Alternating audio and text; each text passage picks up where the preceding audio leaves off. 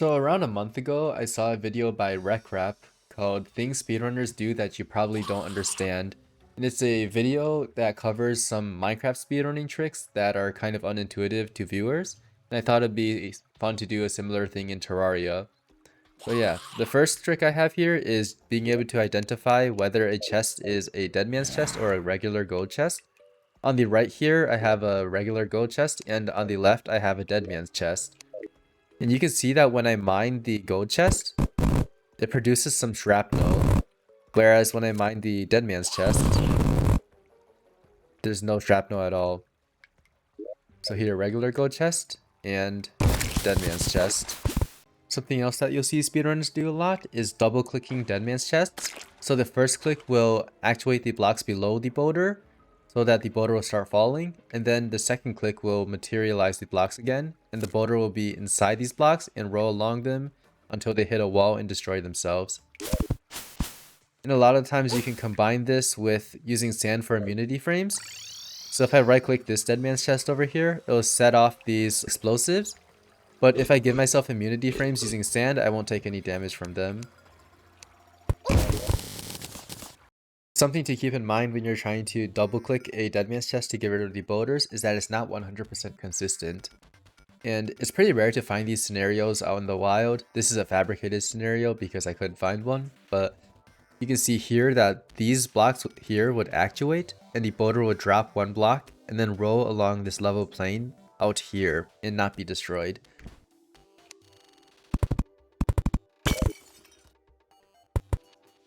It's pretty rare to find these scenarios, so I kind of just double click them without thinking. But if you want to be extra careful, just block yourself off instead of doing the double click method. Something that trips a lot of players up is this wall-less house over here. I guess the main two questions they have about it are, number one, why is it valid when it has no walls? And number two, why is this one house rather than two? Because it looks like there's two compartments here. So to answer the first one, when the game is looking for if a room is missing a wall, it's looking for gaps of more than 4 tiles horizontally or vertically. Here you can see that there are no gaps that are bigger than 4 tiles. The biggest is 4 tiles. But if I move this platform over here, suddenly we have a 5 tile gap and this house is no longer valid. It's missing a wall. I put the tile back and it's suitable. And for the second part, the minimum area of a house is 60. So you can see that this house is 6 tiles wide, or 6 tiles tall and 10 tiles wide. And the way it calculates this area is by going to a tile and then counting this and then going to nearby unvisited tiles, including adjacent tiles diagonally. So it could go here and then it could go to these tiles from this initial tile. And because we have this platform over here that's offset, it can go from this tile in the right compartment to this tile in the left compartment and continue its search over here for more tiles in this area. If I added a platform right here, then there's no way for it to continue from either the left tile to the right tile or the right tiles to the left tile, and this room would be too small. They're probably wondering, like, if we can build houses without walls at all, why do we bother building these speedrunner houses with a ton of walls in them? Doesn't that just waste our time? And the answer is that NPC spawn rate is dependent on the number of unobstructed walls you have. By unobstructed, I mean walls that have nothing in front of them. So if I put a wall here, the table is in front of it and this wall doesn't increase our spawn rate at all.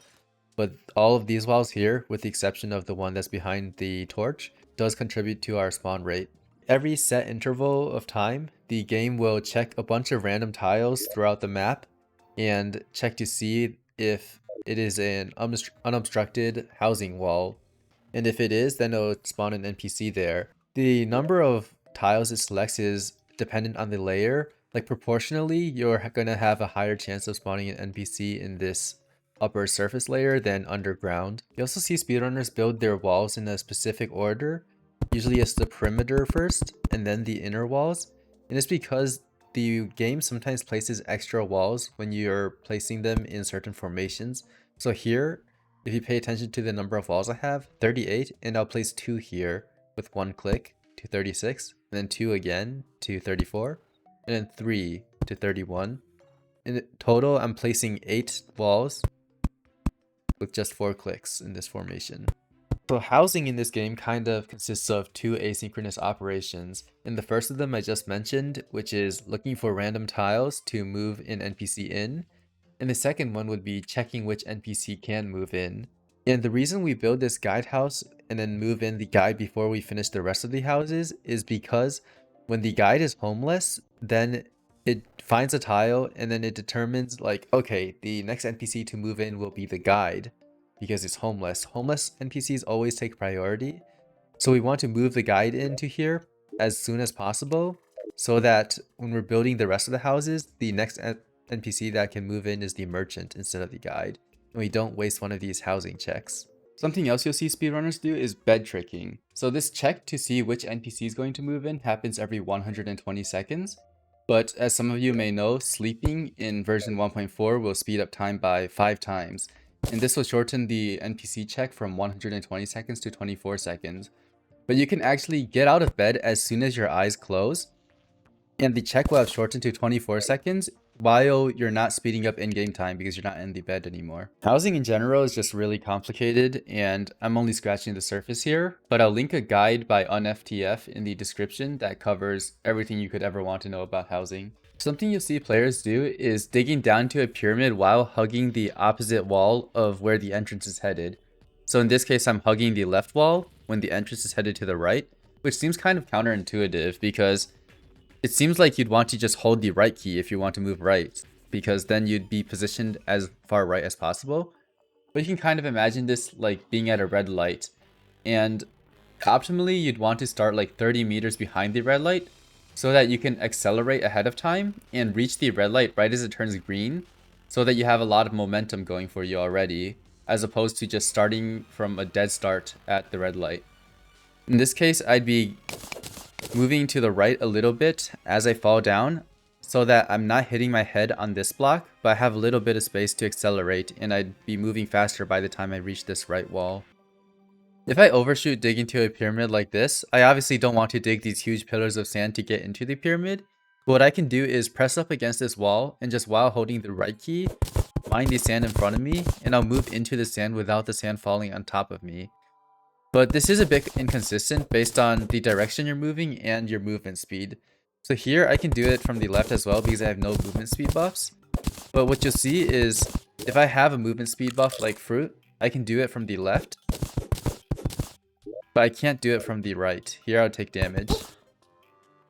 And same thing goes for if I tried it from any direction with more movement speed like this. So if I take swiftness and major food buff, I take damage from both sides. I can still make it in by just tapping my movement key rather than holding it down, but it's kind of a hassle. So now I'll get into some movement tech, and this first one is called DHooking, which looks like this.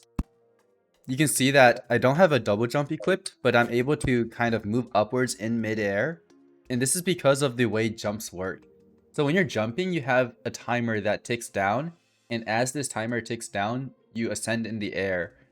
And when your hook lands on something, this timer actually pauses, but doesn't reset. So you're able to continue using this timer after you let go of your hook, and your jumps reset from it. So here, I'm going to start a jump, and while I'm still holding spacebar, because if I let go of spacebar, the timer is going to reset. While I'm holding spacebar, my hook lands, and then I let go of spacebar, and then I press spacebar again and hold it to unhook and continue my jump. Like that. It sounds really complicated, but I promise you if you just practice it for like 45 minutes, you'll have it down pat. And it's even easier with like a sandstorm in a bottle because the timer that you get with a sandstorm in a bottle is significantly longer than the timer you have for a regular jump. So if you do it with sandstorm, it would look like this. And you can see that I kind of get like 2 jumps, right? Because I'm continuing this very first jump, and then I have my second jump as well. I did use this in my 1 HP hardcore speedrun, and I don't think a lot of people noticed it. But yeah, this is probably one of the most useful movement techniques that I have. Something that you might see more mechanically skilled players doing is rail slinging, which is using a minecart track to propel yourself a little bit. So with a normal hook boost, you'll have your hook pull you in a little bit, and then before you fully come to a stop, you'll want to press spacebar so that you can use the momentum from the hook. And the same applies with rail slings. You can see that when I press mount, there's this small grappling hook that pulls me into the rail. And I can press mount and spacebar in quick succession to just grapple to the rail and then cancel it. If you get like 6 or more iron in the early game, you can craft an iron anvil and then minecart tracks to do rail slings with. I've never been good enough at rail slings to justify doing this, but I can put up a clip of Afroman doing rail slings and it'll probably seem very worth it at that point. Something that I can do is using these pre-existing rails to do rail slings. For these, all you have to do is right click and then press spacebar, which makes it a lot easier to do. One of the most common ways of moving around in Terraria speedruns is chicken teriyaki, which is basically accelerating to max speed on a minecart and then launching yourself into the air, combined with a feather fall so that you descend really slowly. This lets you cover really long distances in a short amount of time. Usually you'll do this with booster rails from the mechanic, so in expert mode where you have this faster minecart, you'll want 5 booster rails, but in classic mode you can get away with just 3. But you can actually do this without any booster rails at all if you have a dashing item like a Shield of Cthulhu, or here I have the Tabi or Tabby or however you say it. If I mount to this topmost rail while dashing, it'll put me at full speed. Oops. And you can do this in both directions, so if I construct a rail going up and right, it'll still work. However, with smart cursor, it only works up and to the left. So if I have my cursor here and I right click to mount, it'll still work. But if I tried on this rail over here, it's not going to work. I'm not quite sure why it is. Seems like you can't even smart cursor right here. Or it's like very precise timing. But yeah. Another thing you can do to add to this is have it go upwards. So if I set it up like this, or like this, by hammering this rail at the end, it will take me upwards and eject me off of the rails. So I can launch myself upwards. This also works in both directions. And then finally, the last thing you can do is change directions. So normally I've been just holding, like dashing to the right and then holding the right key to get launched to the right. But if I dash to the right and then hold left when I mount to it, mount to this rail, oops, I'll actually get launched to the left. Sometimes you'll notice that when you place a minecart track, you'll fall through the one you're currently on. And the way you can mitigate this is by doing a little tap before you start placing. But keep in mind that this tap has to be after you do your little bounce. You can see that when I mount to a minecart track, I actually bounce a little bit before I'm fully on the minecart track, and if I tap too early, it will happen when it's in the air and I won't move at all. And this is also only applicable when you're going to the left. So here, I'd fall through, but if I place a rail to my right, I won't fall through. And this is the same for booster rails. I'd fall through, I won't fall through. There's a similar quirk that happens with lance setups, specifically the 2 wide lance setups like this. If I have it 3 wide, then it doesn't matter, but for 2 wide setups, if I mount to it from the left and start moving, I'll get flung off. And if I mount to it from the right, it'll be fine. So if you're mounting to it from the left, you want to do this little tap beforehand, so that you won't get flung off. But I would honestly just try to mount to it from the right so that I can avoid any uncertainty at all. When it comes to speedruns, you'll basically never see someone crafting a cobalt pickaxe over a cobalt drill. And this is because the main drawbacks for a drill compared to a pickaxe are that, number 1, pickaxes can benefit from mining speed bonuses while drills can't.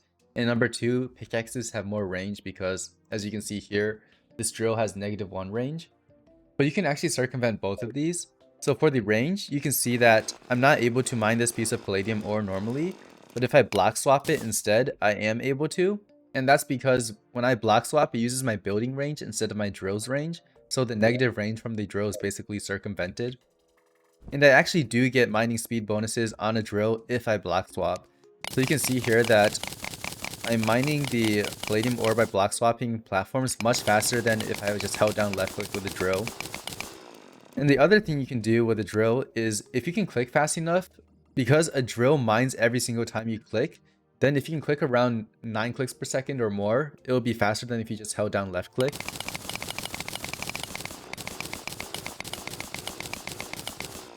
When it comes to choosing a direction to build your wall of flesh bridge, it might seem random or just like preference, but in reality you want your guide house to be on dungeon side. So in this case, my dungeon is on the left and I'd want my guide house to be somewhere around here to the left of spawn.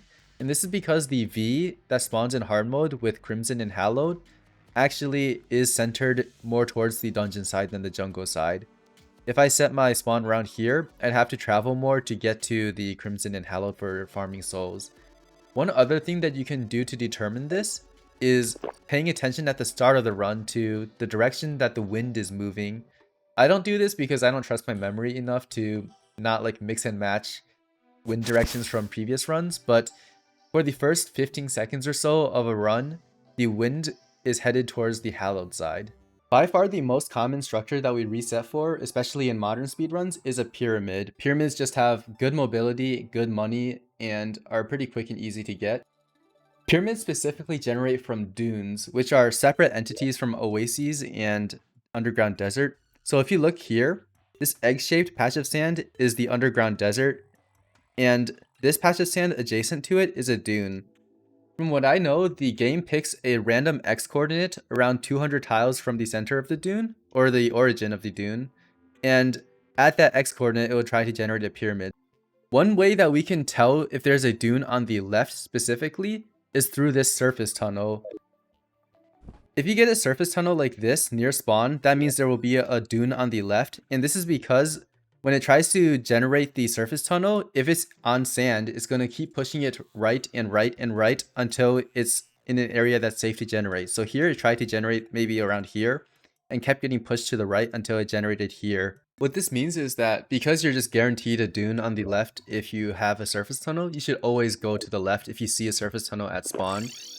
But if you don't see a surface tunnel on the left, then you actually have a higher chance of getting a pyramid on the right.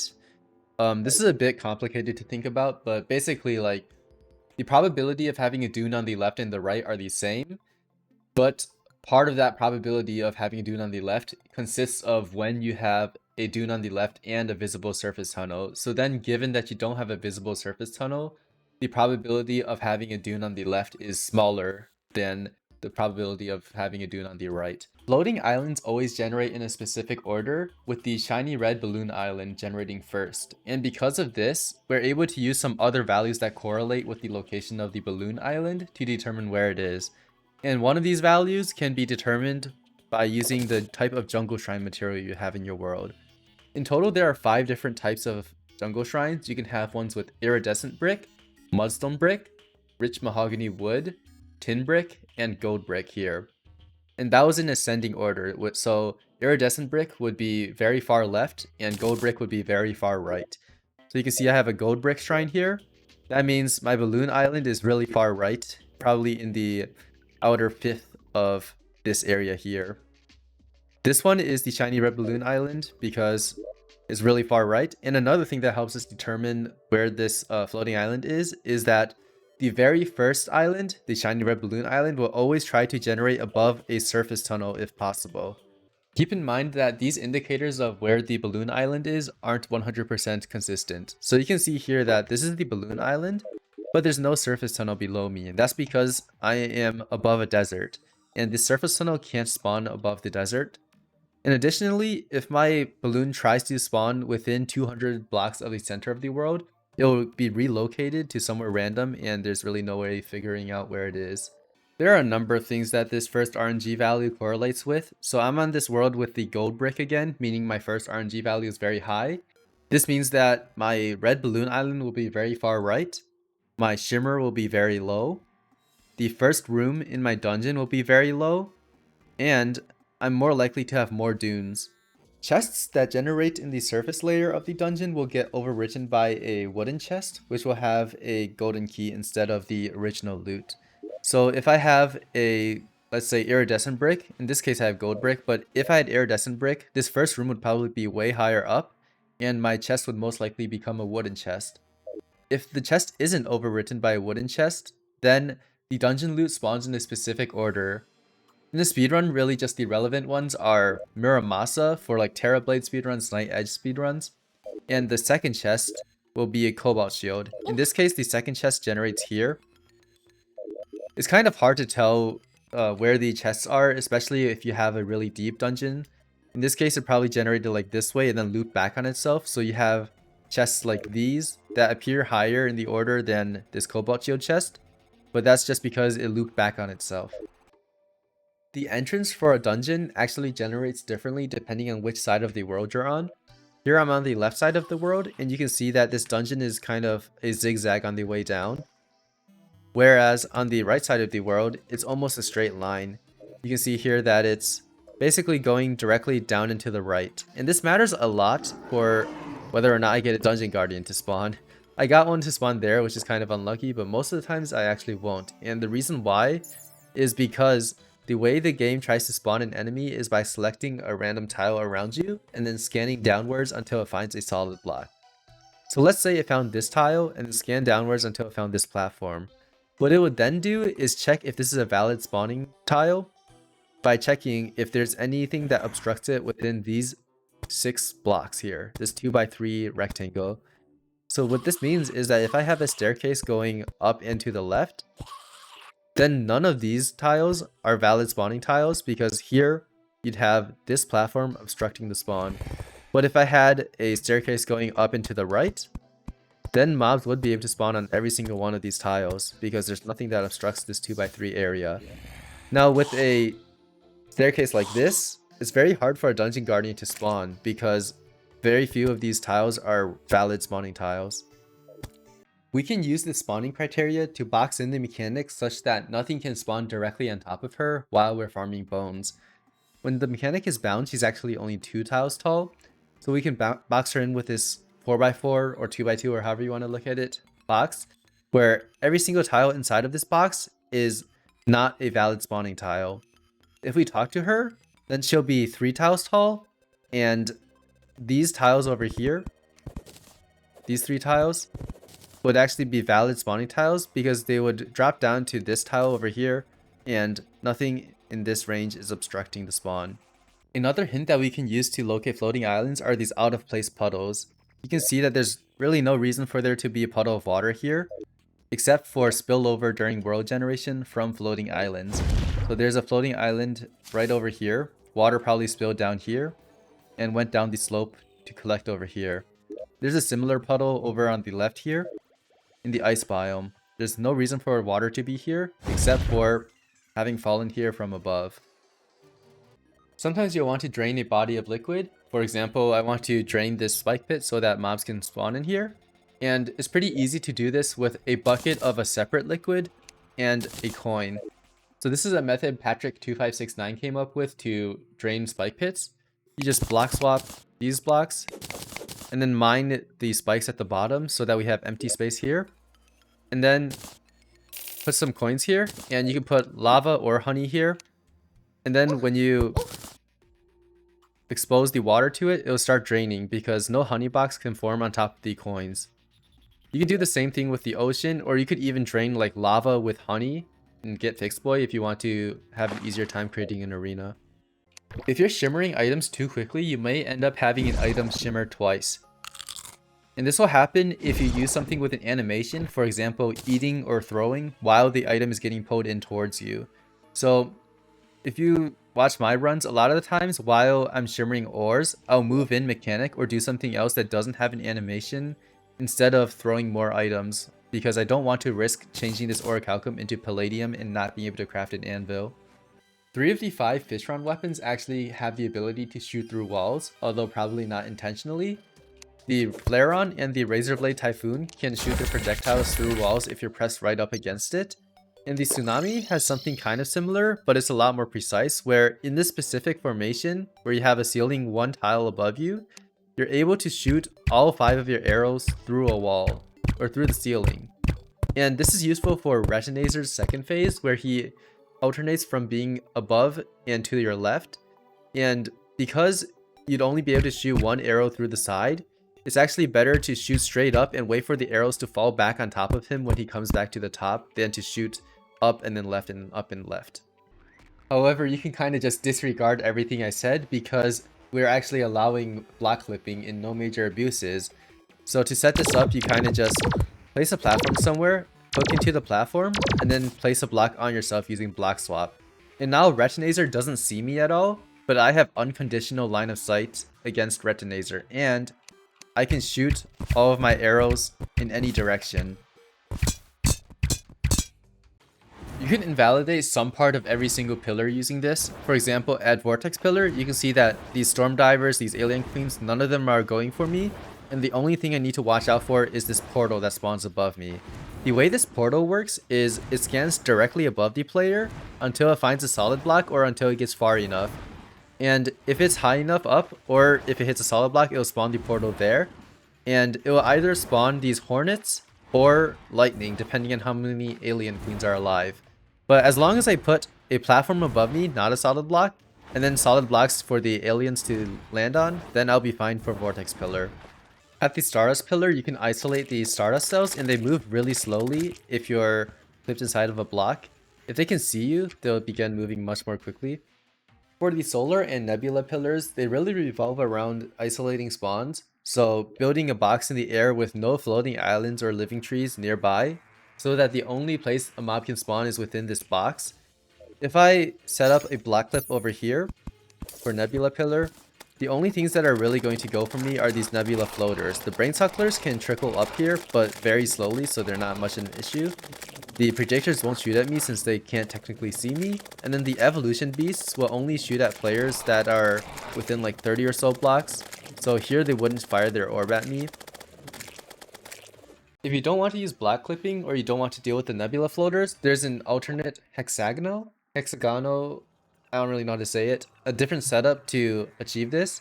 So I'm fully zoomed out here, and I'll place an ice block at the edge of my range using the ice rod. This ice block is positioned such that if I'm below it, nothing spawns, but if I go above it, monsters are going to start spawning. I want to build everything while being in this safe area where nothing's going to spawn, so I'll use minecart tracks, which have +5 building range. I can put one solid block here, one rail here, and one solid block here, and then 6 rails above it. And then at this midpoint rail, I'll place a rail and a block to each side of it. And I can get inside this box safely by just mounting to this bottom rail. I'll end up in a minecart up here above the rail. And then I can dismount and then move to the right and then hook up and left to get to the center rail. Then the only thing I need to do to complete it is place these wood blocks here so that it's symmetrical. Like this. And this is mostly safe. At some angles, like directly above or directly below, the Nebula floaters will still go after me. One thing I can do to make it slightly less likely that they'll go after me from the top is placing a block here and then hammering the block below it. I can speed up time here just to showcase it, and I'll probably turn down the volume as well. But I'll give a quick rundown of why this works. Basically, there are two types of line of sight. There's line of sight type A and line of sight type B. Line of sight type A is kind of just a beam towards the player from the enemy. And if this beam is blocked by any solid block, then the enemy doesn't have line of sight type A. And line of sight type B, my dragon's a bit stuck. Line of sight type B is a little bit more complicated. It's like firstly a horizontal or vertical line and then a diagonal line to the player. So for example, if the mob was here, it would go up here and then diagonally to me. And if this line is interrupted by a solid block, or if this line at any point has 2 solid unhammered blocks to its left and right or up and down or something like that, then line of sight type B is disrupted. The Nebula floaters, ooh, I died there. The Nebula floaters will shoot at the player if they have line of sight type A, and if they don't have line of sight type B, then they'll charge at the player. So this is basically a setup to try to get the player to have line of sight, or try to block line of sight type A, but maintain line of sight type B for the Nebula floaters. It's kind of inconsistent when I'm showing it off here because I'm just literally sitting still shooting downwards, but if you're vigilant, you shouldn't really be getting hit by these Nebula floaters. You can cheese the solar pillar in the same way that you cheese the Nebula pillar using block clipping. So here I have an isolated spawn again. I can set up a block clip up here, and nothing's going to go after me except for core rights, which they nerfed the spawn rates of in 1.4.4. If you don't want to use block clipping, there are also alternate setups for solar pillar. So here I have a box set up such that when mobs are at the edges, they won't jump, and this lets my dragon get a bit more damage on them. I'll just build a tower on the left side, such that when I stand on top of the tower, mobs aren't going to spawn because I'm close enough to the floor. And then I'll build a tower of rails up here, and when I hook to these rails, there are going to be mobs spawning because it's just high enough for that to happen. I'll want to place blocks at my feet so that I block off line of sight.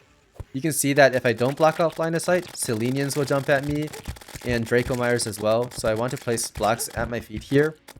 And then the only things I really need to deal with are corites, which, if I'm just only shooting corites, then they aren't really hard to take care of. They'll usually try to get above you before they come at you. And you can also get a bit more damage using Phantasm by shooting just a little bit up and right, such that the arrows will fall back down onto the box. It's probably common knowledge by now, but you're able to snipe pillars using a lot of ranged weapons. Guns are particularly good for this because they have no gravity at all, so you can just overlay your map and shoot at the icon, and it'll hit the pillar. The Phantasm is another good bow for this, because it'll tell you if you're hitting an enemy. These regular arrows will spawn a phantom arrow that goes directly towards the pillar if it's hitting an enemy. So if you see these phantom arrows, that means you're on point. Biomimics follow a set behavioral pattern that I'll put up on screen right now, but the gist of it is that you can actually just spawn one like this, and then hammer this tile here, so that they always have line of sight of you, and now I'm completely safe from the biomimic, and I can shoot at it. And I'm also able to use this in my farms, so here I'd normally be scared of getting a random biomimic to spawn, but if I can set this up here, the only way it can get above me is by jumping through blocks up here and then trying to slam down on me, but because it's going to have line of sight, it won't actually damage me here.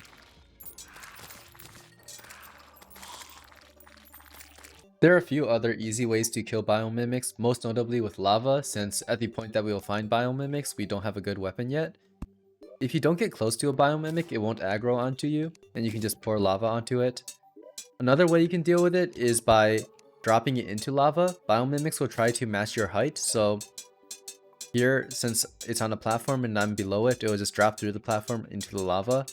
And finally, since biomimics follow a set behavior pattern, I can actually just place a block like maybe 5 tiles off screen, and then spawn a biomimic and aggro it. And then if I go above these tiles, then the biomimic will just keep on trying to jump up to me.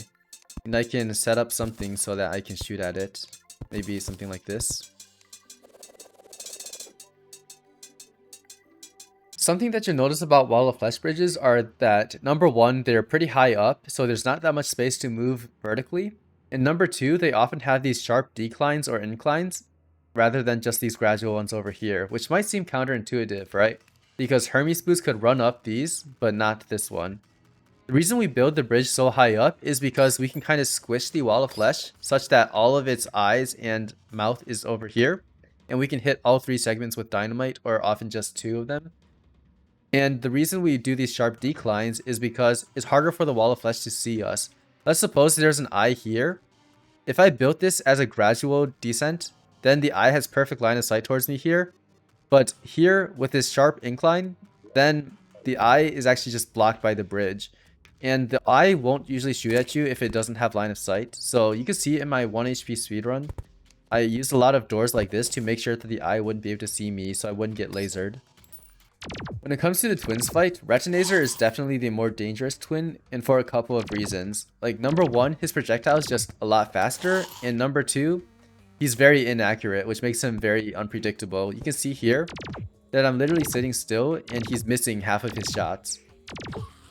But there are a couple of ways you can work around this, and it's basically just to manipulate his behavior to not make him shoot at all. So you want to end the dash here really low so that you can ascend with him. When you're around the same height as Retinazer or higher, he won't shoot at all. So here, during his next dash pattern, I'll try to get him to go as low as possible so that I can ascend really slowly and he won't shoot at me. And then the other thing you can do is he won't shoot if you're far enough away. So here he's not shooting at me because I'm far enough away.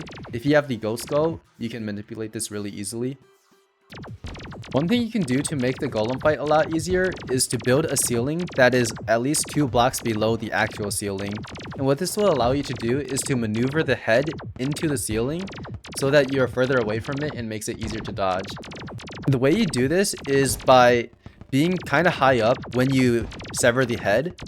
When you sever the head, initially it kind of has like no collision check or something like that, and it will just pass right through the ceiling like this.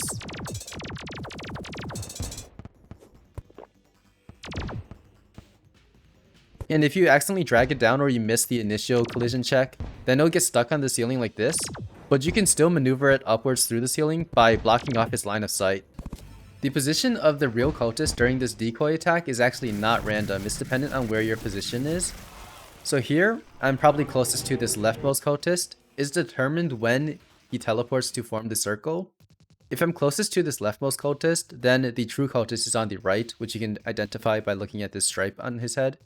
If I'm closest to this topmost one, it will also be on the right. But if I'm closest to the right cultist, then the true cultist will be at the top. It will never be at the bottom left here, at least when there's only 3 cultists. I'll put up the exact algorithm for determining this, but just know that you'll only ever be shooting at these 2, and most likely it'll be this one, especially if you're using a lance setup. Something that you might not realize about the Staff of Regrowth is that the game only checks if you're holding the Staff of Regrowth and not if you're using the Staff of Regrowth. What I mean by this is, here I'm holding the Staff of Regrowth and I'll destroy this moonglow with my hook. And I actually do get the moonglow seeds. Oh, I just had a stack of them in my inventory so you couldn't tell, but I do get the moonglow seeds from destroying it with my hook while holding the Staff of Regrowth. And the same goes for these moonglows that are in planter boxes. I can't destroy them normally with my Staff of Regrowth since they're not fully bloomed, but if I use a door to destroy this moonglow here, I'll get moonglow seeds because I'm getting the benefits from the Staff of Regrowth, and the same thing would apply for actuators. Something that you'll see me doing often is crafting bottled honey, even though it seems strictly worse than the greater healing potions here. And the reason for this is because bottled honey is actually bugged. If I press my buff hotkey right now, you'll see that I get 15 seconds of honey, but no potion sickness. So this means that I can use bottled honey along with the buff hotkey to continuously apply honey to myself without having to switch over to a honey bucket. However, if I do consume a potion, then I'll no longer be able to buff up with the bottled honey. Mage weapons in Terraria speedruns are pretty underwhelming because you usually don't have the max mana for it, and you also won't have like magic power potions or mana regeneration potions to supplement them. So a lot of the times we'll actually just rebind our mana potion hotkey to left click, and this allows us to spam things like Ice Rod or Stardust Dragon Staff more easily. The last thing I want to cover is just how I rejoin worlds quickly. A lot of people seem to think it's a macro when it's not, and it's because Terraria has built-in controller keys. So here I'm pressing W and then S, S, S, W, W, W, W again. All I'm really doing is I'm holding W, lifting up my mouse, and spamming left click. The reason I lift up my mouse is because if I press W and then I move my mouse slightly, then the cursor will teleport back to its original position, so I don't want the cursor to move at all. These are all the strats that I could come up with during my short brainstorming session. I probably missed a ton of them, so if you want to check out Patrick's advanced strat stock, that's going to have a lot of strategies that I didn't include here. Otherwise, I don't know, I hope these strats help you in your casual playthroughs or if you decide to speedrun.